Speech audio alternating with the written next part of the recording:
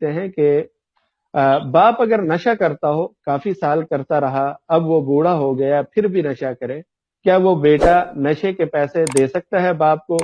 باپ کا کوئی اور رقم کا ذریعہ نہ ہو، اگر بیٹا نہیں پیسے دے گا تو باپ کی موت بھی ہو سکتی ہے۔ دیکھیں، یہ ایک طرح سے نشے کی انہوں نے وضاحت نہیں کی کہ نشے سے مراد کیا ہے۔ لوگ عام طور پر سگریٹ نسوار کو بھی نشہ کہہ دیتے ہیں، تو یہ بھی اگرچہ نشے کی ایک قسم ہے، لیکن یہ وہ نشہ نہیں ہے کہ جس کو قطعی حرام کہا جائے شراب کی طرح۔ تو اگر اس طرح کا نشہ مراد ہے تو پھر تو پیسے دے دیں، کوئی حرج کی بات نہیں ہے۔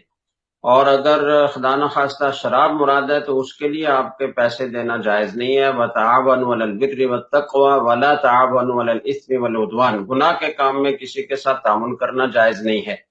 ایسی صورت میں جبکہ ان کی جان کو خطرہ ہو، اول تو یہ کہ ڈاکٹروں سے رجوع کریں اور جو پیسے آپ ان کو نشے کے لیے دینا چاہتے ہیں وہ ان کے علاج پر خرچ کروائیں۔ اور ایسے علاج موجود ہیں کہ جس میں کسی نشے کے عادی آدمی کا علاج کیا جا سکتا ہے اور اس کو نشہ چھڑوایا جا سکتا ہے۔